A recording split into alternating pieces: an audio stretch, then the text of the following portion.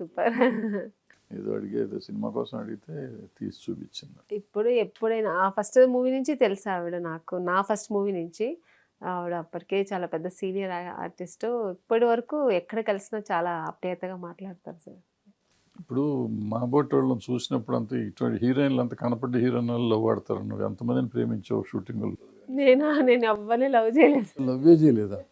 అంటే ఈ సినిమాల్లో ఎవరిని లవ్ చేయలేదు. నాకు ఒక డ్రీమ్లో లవ్ చేశాడు మా చిరంజీవి గారు. అంటే అదేంటంటే హీరో ఒక ఉంటుంది కదా, ఆ ఒక ఇది ఉన్నమాట.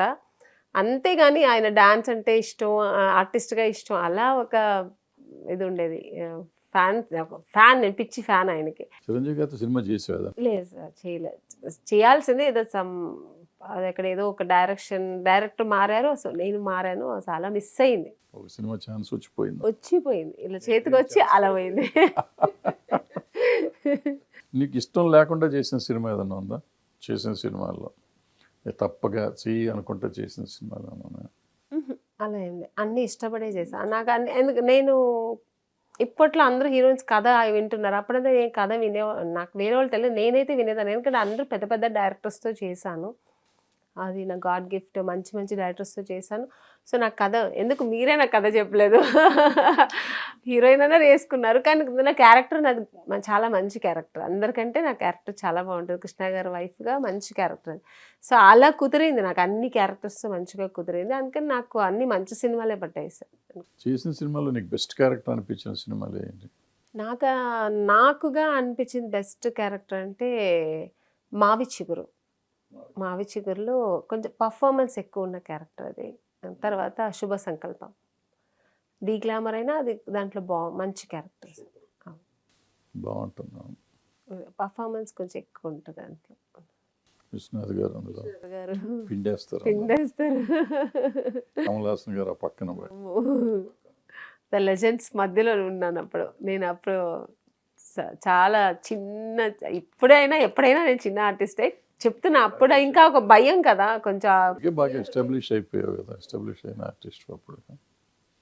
అప్పటికి అందరితో చేసావు ఆల్రెడీ. బాలకృష్ణ గారు అదే కూడా అక్కడ లెజెండ్స్ ఒక పక్కన బాలు గారు ప్రొడ్యూసరు, కె విశ్వనాథ్ గారు డైరెక్షను, ఇంకా ఆయన కమల్ గారు అన్నప్పుడు ఆ ముగ్గురు అక్కడ నిల్చుంటుంటే నాకు ఏదో ఒక సింహాలు నిల్చుంటే ముందు నిల్చున్నట్టు ఉండేది అప్పుడు స్టార్టింగ్.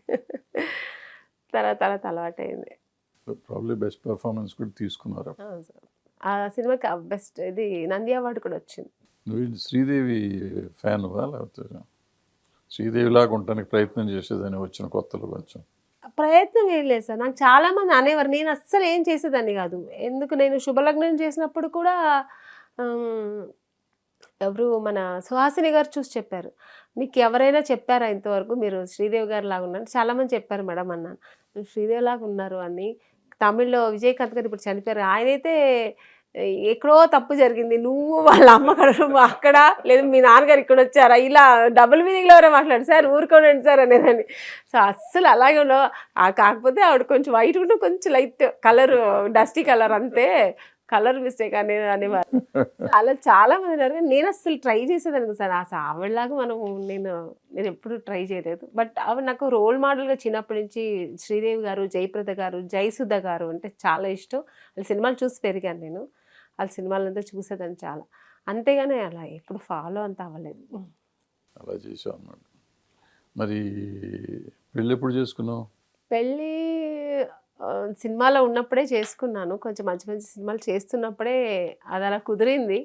సో చేసుకోవాల్సి వచ్చింది. చాలామంది తిట్టారు, ఇప్పుడు ఎందుకు అవసరం ఆయన త్వరగా, ఇంకా మంచి ఆర్టిస్టు, మంచి మంచి సినిమాలు చేస్తున్నావు అని. తిట్టిన వాళ్ళు లేదు, అందరూ తిట్టారు. పిలిచి నాకు ఎంత అడ్వైస్ చేసినా ఏమో అప్పుడు బుర్రకెక్కలే. అప్పుడు అది కరెక్ట్ అనిపించింది, చేసుకున్నాను. హ్యాపీగా ఉన్నావు? బాగున్నాను. Good, super. ఈ మనం సినిమాలు చేస్తున్నప్పుడు ఎవరితోనో పేచీలు పెట్టుకున్నావా? నీతో పేచీ పెట్టుకున్నారా? ఎవరు లేదు సార్ అలాగా. ఎందుకంటే నేను అందరితో బాగుండేదాన్ని. అందరూ నాతో కూడా అంతే హ్యాపీగా. ఇప్పుడు హీరోయిన్స్ తీసుకున్నా కూడా ఎక్కడ మాకు ఈగోస్ ఉండేది కాదు. నా వర్క్ నాకు, వాళ్ళ వర్క్ వాళ్ళకి. సౌందర్య కానీ, మన రమ్యకృష్ణ గారితో వర్క్ చేశాను, రోజా గారితో వర్క్ చేశాను, ఇంద్రజ, ప్రియారామన్, ఇలా అప్పుడున్న హీరోయిన్స్ అందరితో వర్క్ చేశాను. అందరూతో చేసినప్పుడు బాగానే ఉంది. నాకు ఇక్కడ ఏది అలా అంటే చేస్తున్నప్పుడు నాకంటే వాళ్ళకి బెటర్ క్యారెక్టర్ వెళ్ళింది, అది అది వెళ్ళిపోయింది. నేను ఒక్క దాంట్లో ఫీల్ అయ్యాను. ఎక్కడంటే శుభలగ్నం ఉమ్. సినిమా రిలీజ్ అవ్వక ముందు ఇంకా షూటింగ్స్ చేస్తున్నప్పుడే సగం సినిమా అయింది. అక్కడ నేను చాలా ఫీల్ అయ్యేదాన్ని. ఎందుకంటే ఒకవేళ నా క్యారెక్టర్ నెగెటివ్ అవుతుందేమో అనిపించేది. ఆ సెకండ్ హాఫ్ చేస్తున్నప్పుడు. ఎందుకంటే డైరెక్టర్ గారు ఫస్ట్ హాఫ్‌ది కొంచెం సీన్స్ సెకండ్ హాఫ్ ఇలా మిక్స్ చేసి చేసేవారనమాట. అప్పుడు నాకు ఆ సెకండ్ చేసేప్పుడు అలా అనిపించేది. ఒకవేళ నాది నెగెటివ్ అవుతుందేమో, నాకు వ్యాంపిష్ క్యారెక్టర్ అవుతుందేమో అని కొంచెం ఫీల్ అయ్యాను. అలాగే సాంగ్స్ చూసాం. సాంగ్స్ చూసేప్పుడు అన్ని సాంగ్స్ షూట్ చేస్తారు. సాంగ్స్ చేస్తుంటే నాది సిచ్యుయేషన్ సాంగ్స్ అది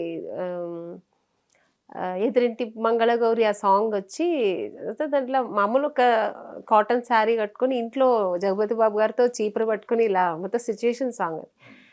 ఇంకా రోజా గారిదేమో మొత్తం గ్లామర్, మొత్తం ఫారిన్ కంట్రీలో అలా అలా తీశారు.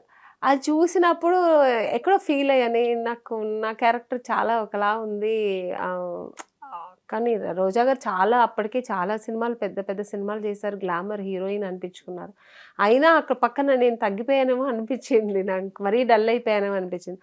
అప్పుడు చూసిన తర్వాత కొంచెం ఫీల్ అయ్యాను. కృష్ణారెడ్డి గారు పిలిచి, డైరెక్టర్ గారు ఏమ్మా ఏంటి డల్గా ఉన్నావు, సాంగ్స్ చూసి డల్ అయ్యావా, ఇన్ని సాంగ్స్ నీ సాంగ్ హిట్ అవుతుంది చూస్తూ ఉండు అన్నారు.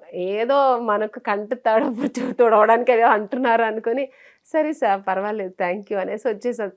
ఇప్పటికీ అంటే ఆ సాంగ్ రీల్స్ చేసినోడు లేదు. చూసినప్పుడంతా నాతో కూడా మేడం ఆ సాంగ్ రీల్స్ చేద్దామంటారు, అంత పెద్ద హిట్ అయింది.